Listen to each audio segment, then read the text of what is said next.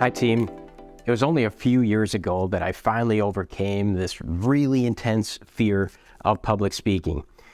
That just so happened to coincide with my becoming a professor and my having to realize that I'm going to be doing an awful lot of public speaking, and I have to figure out a way to overcome this really intense fear.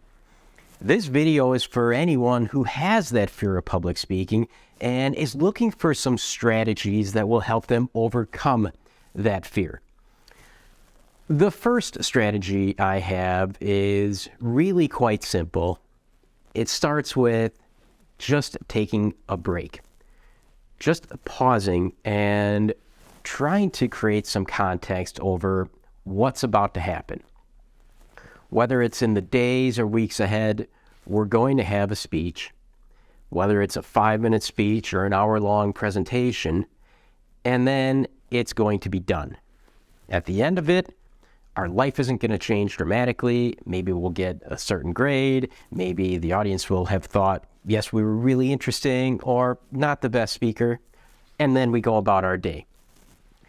The second strategy I use, and I continue to remind myself, is that most of the audience isn't looking to make fun of us. They're not wanting to judge us. They're not going to be pointing or laughing or anything like that. Really, the audience is there to listen, to hear what we have to say. And so reminding ourselves that the audience doesn't care has been really helpful for me. This has also been really helpful in terms of setting up the third strategy I use, in that we don't need to look at public speaking as this obligation or this thing that we have to do. Instead, looking at public speaking as really an opportunity.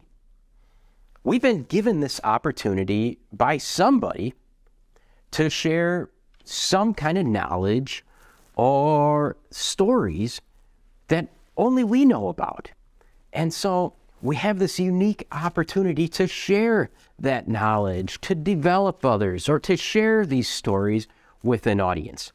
By looking at it as an opportunity, it's something we can start to look at more favorably and hopefully even look at it as something that we can have fun with.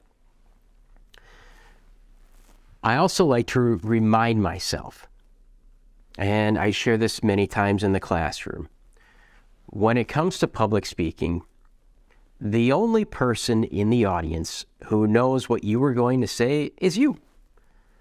So our audience doesn't know when we accidentally forget to say something or we don't share the story we wanted to. They're indifferent. They don't know the difference. We are the only ones who know if we screwed up. That has helped ease my mind quite a bit.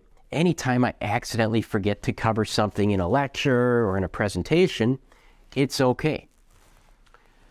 When it comes to actually delivering that public speech, I always like to look at a presentation or a lecture or any type of public speech as this opportunity to share 2 or 3 main takeaways. No longer do I look at a public speech as something where I need to write everything out verbatim and I need to make sure this sentence is said this exact way. No, that puts too much pressure on us to do it perfectly. Instead, I look at public speeches as, what are these 2 or 3 things that I really want to convey to the audience? What are these ideas or concepts or takeaways I want the audience to leave with by the time I'm done talking? So let's say we're given an opportunity to do a 10-minute presentation on how to be a more effective communicator. Well, there are many different things we might be thinking about when it comes to being an effective communicator. That can include everything from eye contact to tone to our pace to making sure we don't have all those filler words and do you know what I'm saying? Yeah. Our hand gestures, active listening. There are so many things we can be talking about when it comes to effective communication. But what are 2 or 3 specific ideas? And these ideas could even be broader based, but 2 or 3 concepts we want to make sure our audience learns and has a better understanding with. It's those 2 or 3 concepts that are going to help lay out the foundation for what our speech is going to be about. In those instances, we can introduce a term, talk about its relevance, and then share a story about it. That's much less threatening, and it's much less structured to the point where we can have more of a naturally flowing conversation with our audience instead of having a piece of paper in our hand where we're reading off of it to make sure every single thing that we thought is included. The last big recommendation and strategy I've used many times in the past is to actually practice doing that speech in a similar environment. When I first became a professor, in the week leading up to the lectures I was going to be delivering, I would literally go into the classroom on the weekend and do that lecture. Now, it sounds kind of ridiculous, but this is entirely different than just looking at PowerPoint slides, because it forces us to get up. It forces us to get comfortable with the room. It forces us to get comfortable with the technology. And it forces us to step away from any PowerPoint slides we might be using or any kind of notes we might have, and to look away at our audience, to even try to make eye contact with the different chairs in the room, to walk around the room. What we're doing by practicing our speech over and over and over is making it feel more almost robotic for us, where we're no longer feeling like when we get in front of the audience, this is the first time or it's finally time to deliver that speech. Instead, it's something we've done several times over. And so we're very comfortable with the content. We're very comfortable with how it's laid out. And if we stumble, so what? We collect our thoughts, take a breath, and we keep on plowing through. A bonus strategy, and the one that has been the most impactful on my time as any time I do public speaking, I remind myself to stop being selfish. Let's take a step back here.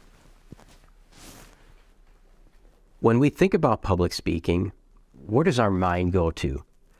It goes to all of these significant fears. Fear of screwing up, fear of looking stupid, fear of sounding foolish, fear of tripping over ourselves, fear of something being on our shirt or spilling on ourselves, fear of the technology not doing what we want it to. All of these fears are centered around us. We've taken this unique opportunity to share some interesting knowledge or stories with an audience, and we've turned it to us. Instead of thinking about ourselves and all the possible bad things that can occur as a result of this speech, let's think about the content, how we want to organize that content, what we want to make sure our audience gets, and more generally, keep our focus on the audience. What will they find valuable? What will they find helpful? And what do they need to learn from this speech? Those are my best tips. Please, in the comment section, share any of the tips and strategies you've used to overcome your fear of public speaking. I look forward to seeing them and reading them. Best of luck. Take these steps and embrace them. Slowly, methodically, taking that deep breath, reminding ourselves that the audience doesn't care, and centering our focus on the content and our audience, we're going to become much better public speakers, and we're going to be much more comfortable doing so.